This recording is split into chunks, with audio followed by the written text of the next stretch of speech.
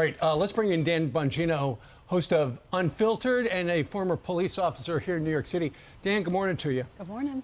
Good morning, guys. Dan, ladies, how are you? On this Monday, we're not doing so well. You look at the news, a brand new Fox News poll. Number one thing people are all across the country concerned with is inflation. Number two, and really close behind it, is people are worried about crime. And over the weekend, 4 police officers shot, 2 dead, 1 is just clinging to life by a thread. There's a cop shot in D.C. yesterday. A Texas, he thankfully has been released from the hospital. There's a Texas deputy constable. He was murdered.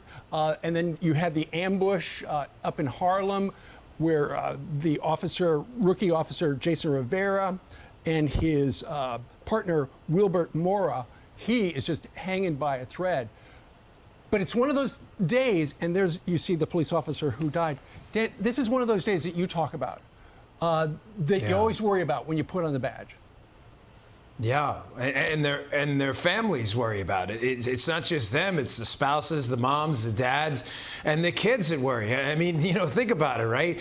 You leave the house. How many jobs in America do you genuinely have to be concerned that you're going to come home that night? And the answer is, thankfully, not many. There are some that are very dangerous, but this is one of them. And guys, listen, let's just be clear, okay? Again, it's Monday morning and all, but the cutesy time about this is over, okay?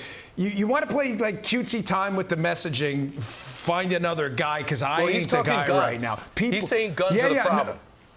No, so guns are the problem. Okay, so let's walk through the logic of that asinine statement. So just to be clear, New York City has some of the strictest gun laws in the nation. Exactly. And his logic is that people go and buy guns in permissive states where you can get a gun, and they don't commit the crime there. They go to a place where the gun laws are really strict.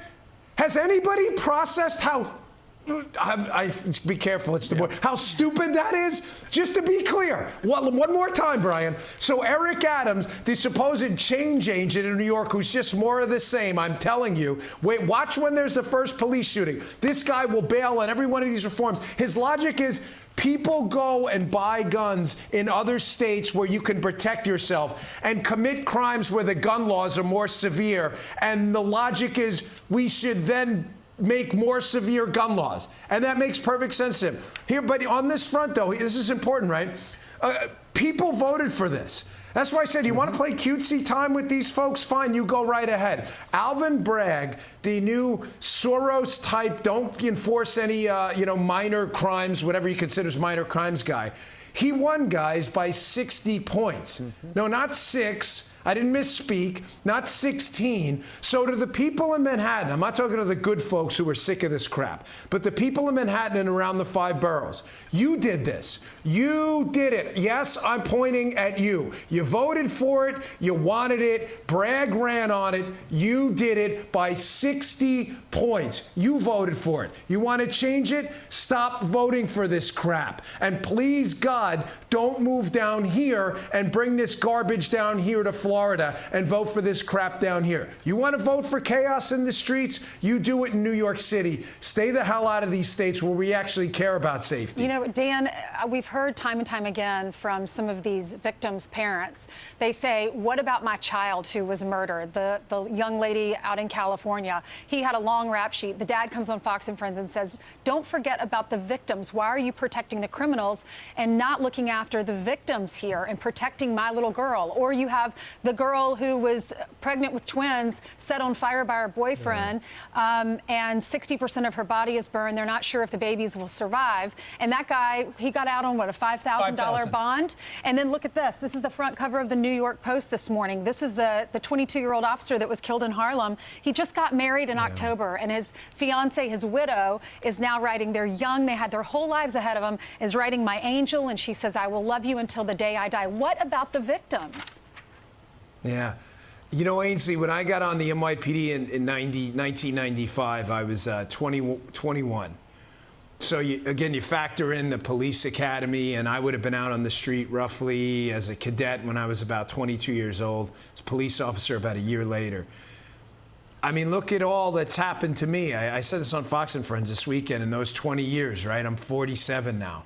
I mean, so much stuff has happened in my life. That stuff will never, ever happen to this hero who died. He was 22, guys. Right. He was 22 years old. He will never know the experience of being a grandparent. He will never have any of all of these photos he could have had with his kids at adventure parks and birthdays and confirmations and communions and ceremonies he may have had, whatever, with his kids. Those pictures will never happen. Photoshop doesn't do the trick, guys. It doesn't. It's going to bring this guy back to life. And the shame of this all, New York Post had another story this weekend. If we just kept the crime rates at 2019 levels, I'll have this in my, I'm going to cover this on my show today, 301 more people would be alive and there'd be 1,900 fewer shootings. Wow. Listen, man, if this was like some rich upper crust neighborhood and it wasn't poor minority neighborhoods, folks in those neighborhoods would be marching with pitchforks on City Hall and the State House demanding change. And you know what, Brian? The reason nobody cares, politicians, is because a lot of these folks living in these neighborhoods ravaged by crime happen to be poor and don't donate to their campaigns. That's the hard fact, folks. You want to hear it? Again, cutesy time's over. If these people had money and were donating, $20,000, $30,000 to PACs, there'd be a private police force. But nobody gives a rat's ass. And you know why? Because these poor people, that nobody cares, because they can't or they don't have the money to buy off politicians. So everybody just lets it go. They have terrible schools, terrible economy, and it's a hunting zone in their neighborhoods, and nobody cares. I worked in one of those neighborhoods, the 7-5 precinct. You have any idea how many people tapped me on the shoulder and said, hey, man, will you do something about this guy on the corner? Slinging drugs over here. What? They don't matter? Well, they're not citizens too? All the people with the fund the police, they've gone quiet. They haven't apologized. They've gone quiet. They're waiting for a controversial shooting where they could jump out against the cop, more than likely. But a couple of things I think is important is that Eric Adams got a small window, which is shrinking rapidly. My hope is he has a survival instinct in him to understand what he's taking over from, which was all hell broke loose for the last 8 years, 3 of which the criminals didn't quite realize that Bloomberg was gone and Ray Kelly was no longer there. Then they realized they can get away with everything after the riots. But now he has got to start massively cracking down. But first and foremost, he has to back the police in every way, shape, and form. And he's going to announce this week his plan. Can you give me 2 things that should be in his plan that makes you feel as though he's serious? Yeah, they should reinstitute CompStat. They're still doing CompStat, computer statistics modeling, but use it in the sphere of broken windows policing again. Also, they need to bring back constitutional stop and frisk. Now, don't abuse it, but stop and frisk and Terry frisks, those are perfectly constitutional if you have reasonable suspicion to believe someone is doing or committing a crime. There's nothing unconstitutional about it. I'm not talking about abuse of it. Let me give you one more as well. He's talking about this new plainclothes unit. I saw the story this weekend. Why do we need a new plainclothes unit? We had one. It was called street crime. And you know what? They took thousands of guns off the street and thousands of people are alive because of it. Why do you need to reimagine what worked? Listen, Eric Adams, just quick, okay? Don't create failure, copy genius. It worked. I'm not talking about abusing anyone's authority and doing unconstitutional frisks. That's not a good thing, obviously. But bring back what worked in the Giuliani era. You could do that tomorrow. But you're right. I'm telling you, I was a police officer with this guy, Adams. I hope I'm wrong, but I have zero faith when there's one police shooting, all the stuff's going to go out the window, and the defund the police lunatics are going to be out screaming again about how the cops are the bad guys. Well, let's see what happens, because a lot of people coast to coast are terrified, and particularly here in New York City where it seems so random. Dan, thanks for your service, and thanks for joining us on this Monday morning. Thanks, guys. Thank you, Dan. Anjali.